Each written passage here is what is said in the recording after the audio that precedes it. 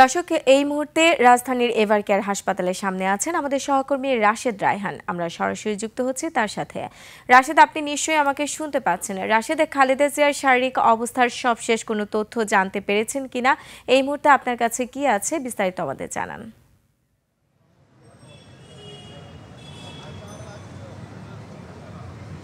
BNP chairperson Begum Zia গত 12 দিন ধরেই কিন্তু সিসিউতে নিবিড় পর্যবেক্ষণে যে মেডিকেল বোর্ড গঠিত হয়েছে তাদের তত্ত্বাবধানে রয়েছেন এবং 16 দিন যাবৎ কিন্তু আজকে তিনি হাসপাতালে চিকিৎসাধীন অবস্থায় আছেন। এবং এই মুহূর্তে খালেদা জিয়ার শারীরিক অবস্থা কি আছে সেটি যদি বলতে যাই, নতুন কোনো তথ্য কিন্তু আমাদেরকে জানানো হয়নি। গত শনিবারে তার ব্যক্তিগত চিকিৎসক এবং খালেদা জিয়ার মেডিকেল বোর্ডের অন্যতম সদস্য, বিএনপি স্থায়ী কমিটির সদস্য ডক্টর এজিএম জাহিদ হোসেন গত শনিবারে শেষ যে ব্রিফিং করেছিলেন তারপর থেকে আজকে পর্যন্ত এখন 9:10 বাজে, এখন পর্যন্ত কিন্তু আসলে নতুন করে কোনো ব্রিফিং করা হয়নি এবং স্বাস্থ্যের বিষয়ে বিএনপির পক্ষ থেকে অফিসিয়ালিও কোনো কিছু জানানো হয়নি, জানানো হবে বলেও কিন্তু আমাদের জানানো হয়নি।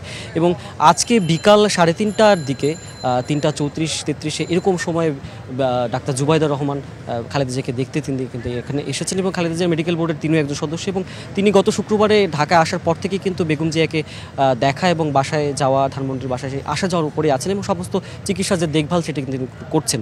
এবং নিয়মিতই কিন্তু মেডিকেল বোর্ডের সভা আসলে হচ্ছে, যেটা তারেক রহমান দেশে আসার কথা থাকলেও তিনি যেহেতু আসতে পারেননি, তাই আসলে স্ত্রী এখানে এসেছেন শাশুড়ির দেখভাল করতে এবং যে কারণে কিন্তু আসলে তারেক রহমান মেডিকেল বোর্ডে যে নিয়মিত সভা হয় সেটিতে আসলে অংশ নিয়ে সব কিছু খোঁজখবর নেন এবং সেটি কিন্তু নিয়মিত করা হচ্ছে মেডিকেল বোর্ড। এবং মেডিকেল বোর্ড যে সিদ্ধান্ত নিয়েছে তার বেগম খালেদা জিয়াকে কিন্তু দেশের বাইরে চিকিৎসা নিতে এখন কিন্তু আসলে নেওয়া হচ্ছে না, কেননা তাকে যে চিকিৎসা দেওয়া হচ্ছে সেটাই তিনি গ্রহণ করতে পারছেন এবং শারীরিক অবস্থা প্রায় অপরিবর্তনশীলই বলা যায়। এবং তাকে নিতে আসার জন্য যে এয়ার অ্যাম্বুলেন্সটি আসার কথা ছিল জার্মান এফআই ভিত্তিক অ্যাভিয়েশন থেকে, যেটি কাতারে তত্ত্বাবধানে আসছিল, সেটি কিন্তু আগামীকাল আসার কথা ছিল ঢাকায়। তাদের কিন্তু স্লট নেওয়া ছিল, অবতরণের সময় ছিল সকাল 8টার, যেরকমটা আমরা জানি। সেটি কিন্তু জানানো হয়েছে ইতিমধ্যে যে সেটি আসছে না। এবং বিমানবন্দরের যে এক্সিকিউটিভ ডিরেক্টর রয়েছেন গ্রুপ ক্যাপ্টেন রাগিব সামাদ, তিনি কিন্তু গণমাধ্যমকে নিশ্চিত করেছেন, বলে দিয়েছেন যে যে বিমানটি আসার কথা ছিল সেটি আসছে না, তারা আসলে স্লট বাতিলের আবেদন জানিয়েছে। এর মানে কিন্তু বোঝা যাচ্ছে বেগম জিয়াকে আসলে হাসপাতালে রেখেই, ঢাকায় এই রাজধানী এভারকেয়ার হাসপাতালে রেখেই তাকে চিকিৎসাধীন অবস্থায় কিন্তু রাখা হবে। নিবিড় পর্যবেক্ষণে যেমন আছেন সেভাবে কিন্তু আসলে থাকবেন। নতুন কোনো খালেদা জিয়ার আসলে তথ্য কিন্তু আমাদেরকে ব্রিফিংয়ে জানানো হয়নি এবং ডাক্তার জুবাইদা রহমান বরাবরের মতোই নিয়মিত এখানে আসেন। এখন পর্যন্ত জুবাইদা রহমান আসলে এখান থেকে বের হননি, তিনি ভিতরে আছেন।